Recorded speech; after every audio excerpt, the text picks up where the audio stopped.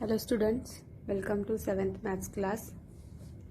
In our last session we have started chapter number 9, inverse and direct proportion. So in last session we have learnt about direct proportion. The two quantities are said to be in direct proportion if one is increasing and at the same time other is also increasing due to that. Then it is said to be direct proportion. Today we are going to learn about inverse proportion. In inverse proportion, if one quantity is increasing, other decreases, and if other decreases, one is increasing, means vice versa. Then it is called inverse proportion. For example, see, some volunteers have gathered to dig 90 pits for a tree plantation program. One volunteer digs 1 pit in 1 day. So, if there were 15 volunteers, they will take 6 days to dig the pits. 10 volunteers will take 90 divided by 10, that is 9 days. So here if you see, when one volunteer was there, number of days required are 90. When volunteers are 15, number of days required are 6. And when volunteers were 10, number of days required are 9. Means when number of volunteer increases, number of days required to dig pits decreases. So here if number of volunteer decreases, then more days are required. However, the product of number of days and number of volunteer remains constant. You can check. When one volunteer was digging, 1 into 90, product is 90.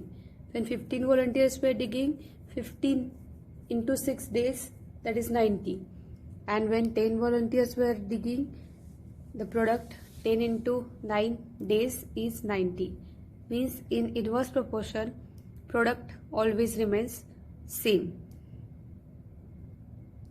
Like that second example, consider. Suppose Sudha has to solve 48 problems in problem set. If she solves one problem a day, she needs 48 days to complete the set. But if she solves 8 problems every day, she will complete the set in 6 days. If she solves 12 problems a day, she will need 4 days. Thus, here you can see, if number of problems to be solved in day increases, then number of days required to solve the whole problem set decreases.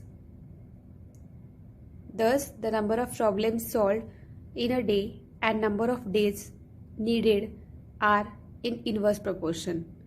Their product is constant. 8 into 6 is 48 and 12 into 4 is 48. So here this is said to be inverse proportion.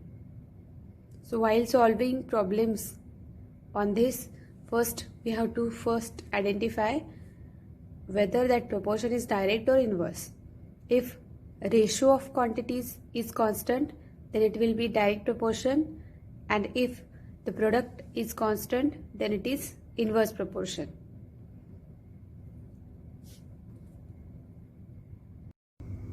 Now we will see problems based on inverse proportion.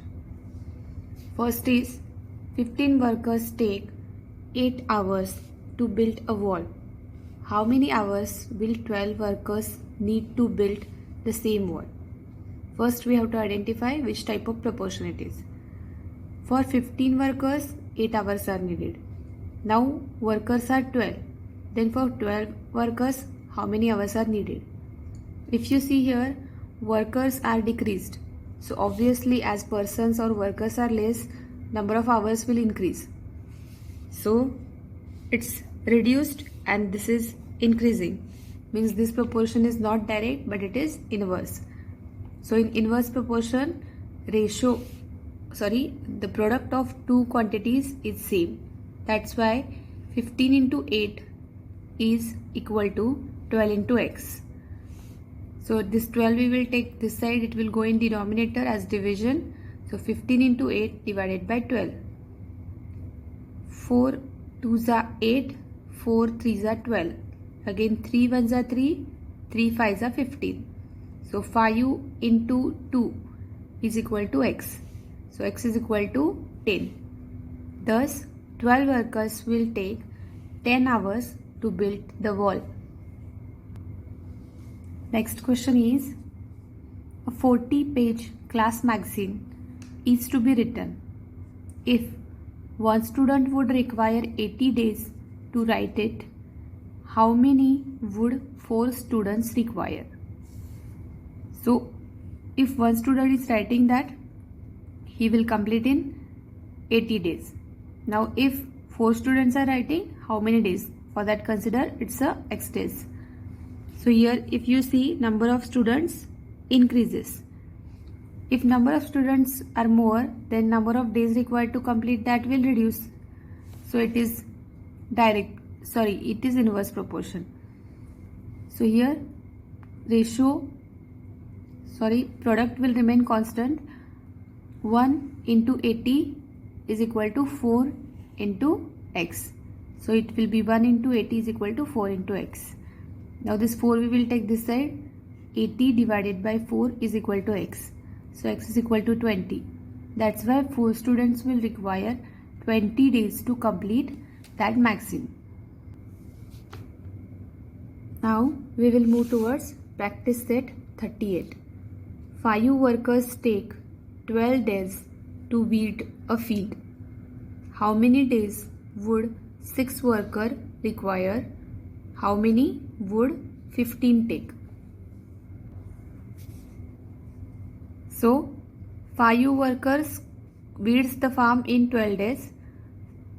Then 6 workers will take suppose x days and 15 workers will suppose y days. So first we will solve for 6 workers. Previously 5 workers were working, now 6 workers are working. Means number of workers are increased. So number of days required to weed the farm will decrease. So it is inverse proportion. That's why the ratio will remain, the product will remain same. So for 6 workers, 5 into 12 is equal to 6 into x. So 6, take this side, 5 into 12 divided by 6. 6 ones are 6, 6 twos are 12. So 5 into 2 is equal to x. X is equal to 10. Therefore 6 workers need 10 days to weed the field. Now for 15 workers. Here also again product remains same. 5 workers into 12, then x days and 15 workers. So 15 into y is equal to 5 into 12. Therefore y is equal to 5 into 12 divided by 15. 5 ones are 5, 5 threes are 15, 3 ones are 3 and 3 fours are 12. So 1 into 4 is 4. So y is equal to 4. Therefore 15 workers need 4 days to weed the field. Next problem is problem number 4. The stock of grain in a government warehouse lasts for 30 days for 400 people. How many days it will last for 6,000 people? Here also first thing is that we have to identify which type of proportion it is. So for 4,000 people the stock lasts for 30 days. If people are increased from 4,000 to 6,000, then number of days will be reduced because here more people are there. So the grains will last for less days. That's why this is inverse proportion. So here product will remain same. So 4,000 into 30 is equal to 6,000 into x. This 6,000 we will take this side. Zeros goes cancelled. 3 zeros will be cancelled. So 3 ones are 3, 3 twos are 6, 2 ones are 2, 2 into 20 is 40. So 20 into 1 is 20. Therefore, the stock will last for 20 days for 6,000 people. So lastly, just I will summarize How to identify direct proportion and inverse proportion?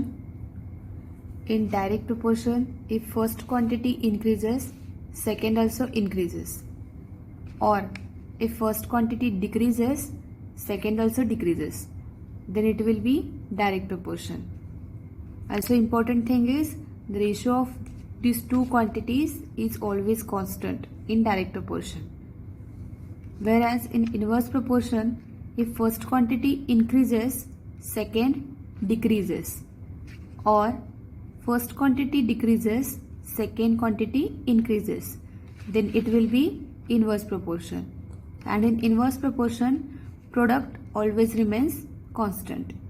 So whenever we are solving problems based on proportion, first thing will be you have to identify which type of proportion it is.